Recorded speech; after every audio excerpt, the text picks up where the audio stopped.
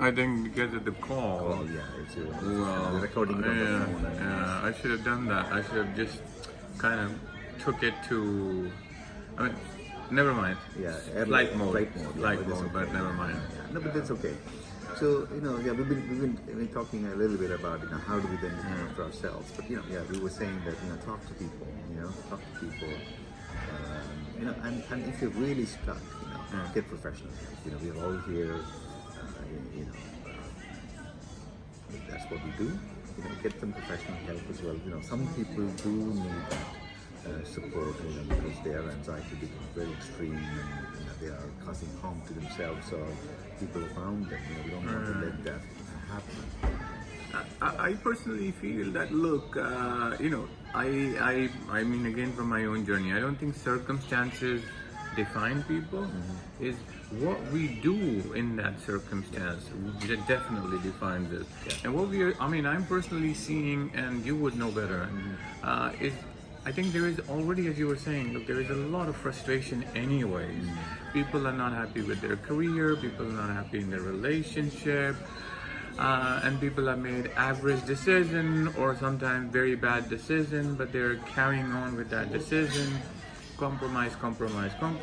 So one compromise, two compromise, and they kind of become a mountain of compromise, and they're waiting to blow up. And that's why on social media there is so much of display of anger, there is so much of display of hate, and as you were saying, distrust. And I think conspiracy theory comes from there, distrust of the government comes from there, nobody cares about me comes from there. They want self-preservation, but they kind of undermine themselves. And I think this is where maybe people need to self-reflect. People need to maybe, maybe this is a bad thing to say, but maybe they should call you and say, look, I really need help. Because what we can do probably is to have a group call. This is something. That's a great idea. Maybe we could do a Zoom call or something. A group call and get a few people. Yeah, together. get a few people together. I think that's a great idea. Maybe we should create a Zoom call. And we should also bring in Harley Street and get some advice, and maybe there will be some people who will tell you as a professional to you that, look, I don't know how to deal with it. I cannot sleep because probably people are losing sleep over it, right? And they're probably paranoid that they will catch it tomorrow. Yeah. As I say, in multiple levels, they're worried about the disease, but they're worried about their job, they're worried about investment, they're worried about the future, And like we know, when you lose control over certain things, when there is a lot of uncertainty, you're bound to get anxious. If you're not, like you said, if you're not knowing how to manage your anxiety, if you don't know what to do about a particular circumstance, because you've never been in a situation like this, and we're all, as people, conditioned to beat ourselves up when things don't go our way. That's another major problem. So people start blaming themselves or blaming the other person. They say, today I was looking at the forum and somebody was blaming each other for fixing their mortgage rates with a 5-year rate. They say, look, the Bank of England rate is going down. I listened to you. You asked me to fix the rate, and look at this now. You asked me to buy that stock. You asked me to invest in the market. All of that, right? Rather than actually looking at themselves. So you had to be the arbiter in the middle. No, I said let them both. Just let them have their conversation. And somebody says, you know what, guys, this is not going to mean anything, right? £100 here or £100 there or £200, it isn't going to mean anything, right? When this all settles, where people are thinking about, will this guy be alive or not? What will the markets do? And people are worried about £100 here, £100 there, which doesn't mean anything really. You're taking day to day. And value, and I think we have covered this in our previous conversations. What do you place value? How do you value yourself? What is that you hold very dear to yourself? All of these things are the questions that we need to I think this is the time, right? People have this time. And I think, again, it's a wrong thing to say, but I think coronavirus and the quarantine is giving people the time. Go, introspect, look inside you, go through, declutter all of that. And I think, look, panic in the market, panic in the economy, I don't think it can be fixed by stimulus. I mean, to your question. Yeah, yeah. People would need to be kind of told very straightforward by the experts and the government. And also, look, people have lost faith in expert because everybody is super smart now, thanks to the Google thing. So they're talking to you, probably it happens to you, and they look at you and they say, well, Dr. Balu, you are the doctor, but I know more because I've done all my Google search. So people have no faith in experts, you know. People have no faith in government. People have no faith in society. So this panic is pretty much a guaranteed outcome. It's as simple as that. And I think the only thing government can say is, look, you know what we have been discussing. You know, you don't want to believe the WHO number of 80% people coming out. Okay, these are these guys who are talking. We have no association, and by the way, government has not paid us anything. I mean, we are independent, so we can safely, I think, say that up to 75% of the people are just coming out okay, right? Isn't that accurate? Yeah. Absolutely. And in that 25%, that are the people with comorbidities, we call them, Yeah. with complications, they are at more risk. So that's what we need to watch out for. right? So then, that's the reality. The panic is if somebody like us catches it, most likely we'll be okay. And that's what we need to explain. And then, in mild cases, there are a number of therapies that are working anyways. In the severe cases, they're not working.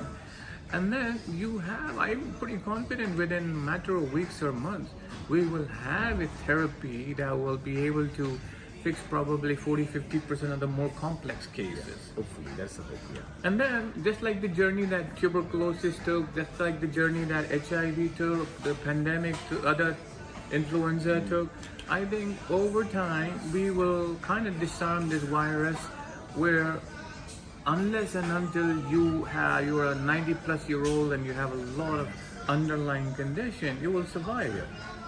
And I think this is what the government needs to tell. But even if the government tells, I'm thinking out loud, I mean, I have so many smart friends who say, you believe them. Right. But then, we have to believe somebody, and we have to at least believe ourselves. Yeah. Because, I mean, it's one of the reasons why I thought, because we were discussing it, and that's why, we don't have any fancy, we're not trying to influence anything, we don't have a fancy gadget. It's just two people trying to get together, have a coffee, and we thought, we got 40 minutes, let's do this video, and let's just put it out there, and, people will say, this wasn't right, that wasn't right, there is a background in noise, and we don't care. The point is, none of this is being created to create some followership. I said, look, if you want followership, maybe coronavirus wants to follow you. Do you want that? So the point is, if you want to believe something, you have to understand that, okay, it has to start with myself. What do I believe? Right? exactly. And I think I'm hoping that people will listen to you and people will say, you know what, maybe he's a healthcare professional, Google him. So yeah, and he's not associated with the government. Government has not paid him money. No, I think in the coming days, we'll all get together and maybe, make ourselves available for more conversations. Yeah, let's do that. I think it's a great idea. Zoom conversations. So I think connected. I think you will be able to give time some time, right? Definitely, yeah. So I think let's encourage people. Let's create a Zoom account. And I mean, that is maybe our social kind of contribution where, you as a practitioner who've treated so many fancy people without naming them. I mean, these are the guys who are panicking and running around in their private jets. Absolutely, they're going to their islands. And I think I was reading somewhere that a guy with COVID positive has gone to an island as well. He's going to infect my island. There's no escape. That's what I'm saying. Come back. They will come back, right? Yeah, because then. So maybe I think we can as individuals we could probably use that Zoom call, and maybe you can answer some of the questions, Absolutely. and we'll see if we can get our friends, our team from Harley Street to do something like that. Absolutely. Yeah? Yeah, I think we should. Yeah. Yeah, so I think you'll have to wear your healthcare hat and not as two in conversation. Yeah. So no, I mean, But then, see, for me, it's about demystifying some of these things. And if one person listening to this is going to be a little bit more relaxed, the job is done. Yeah, And that's the yeah, whole I agree, idea. I agree, As I say, yeah. we don't want any followers, we want influencers, and we're not claiming to be experts. It's just two people sharing their perspective, and we are. Probably some would say bold enough to share our private conversation to the world. Yeah. So be it, and that's what most people would be having anyway in terms of conversation. More conversations like this help you to rewire the brain in the right way. That's what we need. yeah, and exactly. Look, a lot of people are dealing with the conspiracies around it. A lot of people are panicking. So let's see. Maybe this will, help people. And then we'll do the Zoom one. I know you have to run, so we'll switch it off here. Thank you.